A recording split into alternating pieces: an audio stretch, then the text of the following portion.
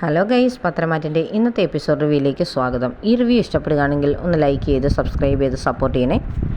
മൂർത്തി മുത്തശ്ശനെ അനഘയുടെ ബന്ധുക്കൾ വിളിച്ച് പറയുന്നുണ്ട്, ഞങ്ങൾ അനഘയുടെ ബന്ധുക്കളാണ് എന്നൊക്കെ പറയുമ്പോഴത്തേനുടനെ മുത്തശ്ശൻ ചോദിക്കും, ആ കുട്ടി എന്താ ഞാൻ ഫോൺ വിളിച്ചുകൊണ്ടിരുന്ന സമയത്ത് പെട്ടെന്ന് നിർത്തിയെന്നൊക്കെ ചോദിക്കും. അത് അവൾ ഹോസ്പിറ്റലിലാണ് സാറേ എന്ന് ചോദിക്കും. എന്താ കുട്ടിക്ക് അസുഖം എന്ന് ചോദിക്കും. ബ്രെയിൻ ട്യൂമറാ, ഇപ്പോൾ ICUവിലാണ്, സാർ അവിടെ വരെ ഒന്ന് വരണമെന്ന് പറയും.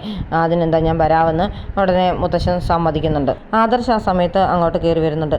ആദർശ് വരുമ്പോഴത്തേന് ആദർശിനെ ഒന്ന് സൂക്ഷിച്ചൊക്കെ നോക്കുകയാണ് മുത്തശ്ശൻ. എന്നിട്ട് ചോദിക്കും, നിനക്ക് അനഘ എന്ന പെൺകുട്ടിയെ അറിയാമെന്ന് ചോദിക്കും.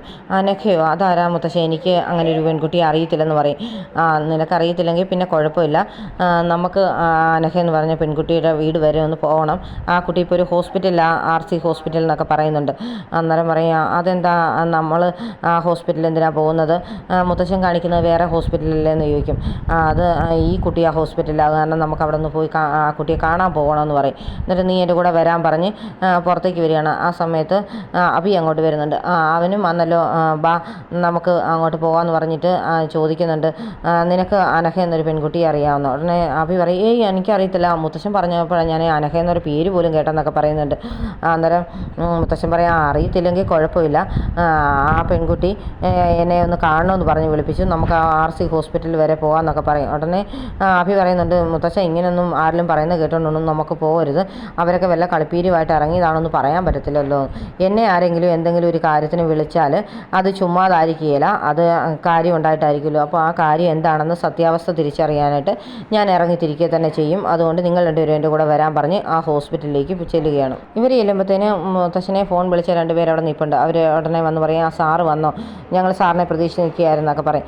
എങ്ങനെയുണ്ട് ആ കുട്ടിക്കെന്നൊക്കെ മുത്തശ്ശൻ തിരക്കം പറയും. ICUവിലാണ് സാറേ, ഡോക്ടറൊന്നും പറഞ്ഞില്ല എന്നൊക്കെ പറയും. അപ്പോൾ ഡോക്ടർ ഇറങ്ങി വരുമ്പോഴത്തേന് മുത്തശ്ശനെ അറിയാവുന്ന ആളാണ്. അന്നേരം ഡോക്ടർ പറയും, സാറോ എനിക്കൊന്ന് കാണണം ആ കുട്ടിയെന്നൊക്കെ പറയും. എന്നാ പറയാം, അതിനെന്താ സാറേ, ആ കുട്ടി ഏത് നിമിഷവും മരിക്കും, അത് കാരണം ഇനിയിപ്പം കാണാതിരുന്നുകൊണ്ടുള്ള കാര്യമൊന്നുമില്ലല്ലോ, സാറ് കയറി കണ്ടോളാനായിട്ട് ഡോക്ടർ പറയുന്നുണ്ട്. അന്നേരത്തിന് അഭിക്ക് ആകെ ടെൻഷനാണ്. ദൈവമേ, അവളിനി എൻ്റെ പേരെങ്ങാനും പറഞ്ഞു കൊടുക്കുമോ എന്നുള്ള ടെൻഷനിലാണ് അഭി നിൽക്കുന്നത്. അന്നേരം മുത്തച്ഛനകത്തേക്ക് പോയി കഴിയുമ്പോഴത്തേന് ആദർശ് ശ്രദ്ധിക്കുന്നുണ്ട് അഭി ആകെ ടെൻഷനിലടിച്ച് നിൽക്കുന്നതൊക്കെ. അങ്ങനെ ആദർശ് പറയും, എടാ നീ ഇങ്ങ് വന്നേ, നിന്നോട് ഒരു കാര്യം ചോദിക്കാനുണ്ട് എന്ന് പറയും.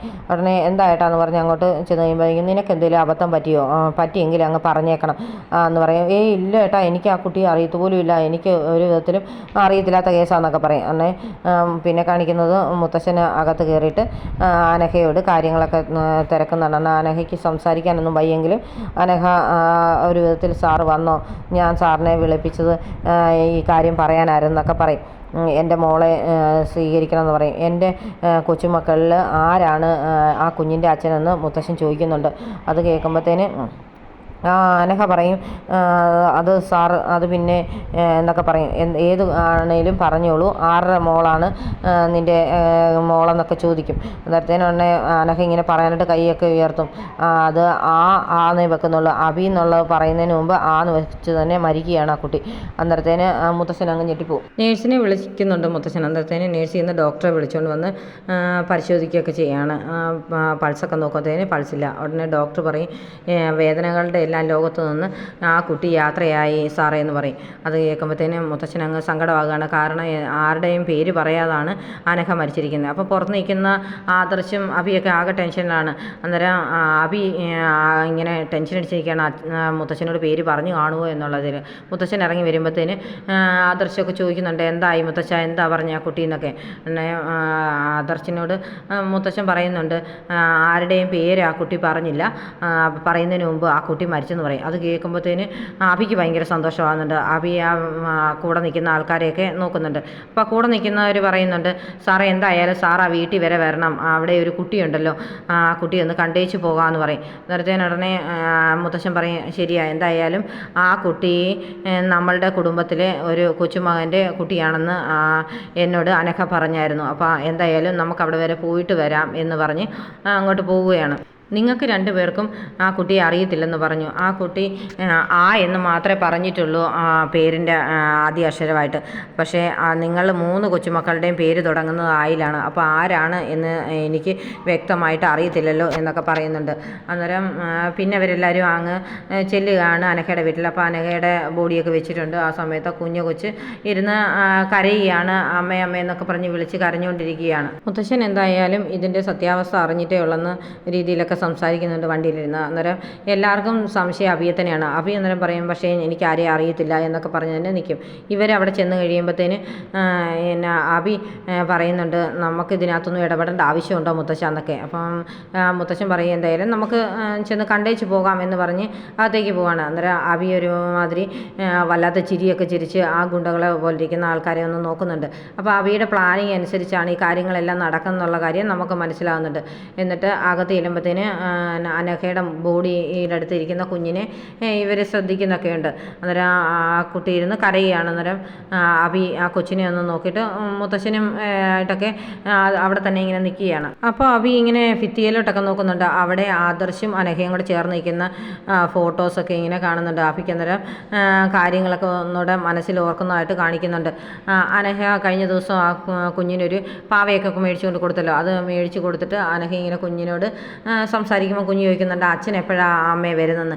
ഉടനെ വരും കേട്ടോ മോളെ എന്നൊക്കെ പറഞ്ഞിട്ട് ആശ്വസിപ്പിക്കുകയൊക്കെ കഴിഞ്ഞിട്ട് അനഘ അകത്തേക്ക് പോകുമ്പോൾ ഇനി ഇരുന്ന് ഓർക്കുന്നുണ്ട്, ഇനി ഇങ്ങനെ താമസിച്ചിട്ട് കാര്യമില്ല, എന്തായാലും കാര്യങ്ങളെല്ലാം മൂർത്തി സാറിനെ അറിയിക്കണം എന്ന് വിചാരിച്ച് ഉടനെ ഫോൺ എടുക്കുകയാണ്. ഫോൺ എടുത്തിട്ട് പിന്നെ സാറിനെ വിളിക്കുന്നത് നമ്മൾ കഴിഞ്ഞ ദിവസം കാണിച്ച ആ സീനൊക്കെ തന്നെയാണ് വീണ്ടും കാണിക്കുന്നത്.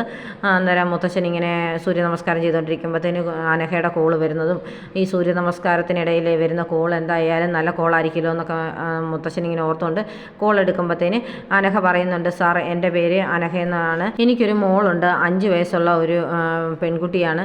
ആ മോളെ സാറ് വന്ന് സ്വീകരിക്കണം, കാരണം സാറിൻ്റെ കൊച്ചുമക്കളിൽ ഒരാളുടെ മകളാണ് അതെന്ന് പറയും. അന്നേരത്തേനുടനെ കുട്ടി എന്താ ഈ പറയുന്നതൊക്കെ ചോദിക്കുന്നുണ്ട് മുത്തശ്ശൻ. എനിക്ക് 3 കൊച്ചുമക്കളാണുള്ളത്, അതിലേത് കൊച്ചുമകൻ്റെ കുട്ടിയാണ് മോളുടെ കയ്യിലിരിക്കുന്നതൊക്കെ ചോദിക്കും. അന്നേരത്തേനുടനെ ആ ഫോൺ കട്ടാകുന്നുണ്ട്. മുത്തച്ഛനുടനെ തിരിച്ച് വിളിക്കുമ്പോൾ ഒന്നും കിട്ടുന്നില്ല. പിന്നെ കാണിക്കുന്നത് അനഘ ഫോൺ വിളിച്ചുകൊണ്ടിരിക്കുമ്പോൾ ആരോ പുറകിൽ നിന്ന് മോഹം പൊത്തുകയും ഫോൺ പിടിച്ചു മാറ്റുകയൊക്കെ ചെയ്യുന്നതാണ്.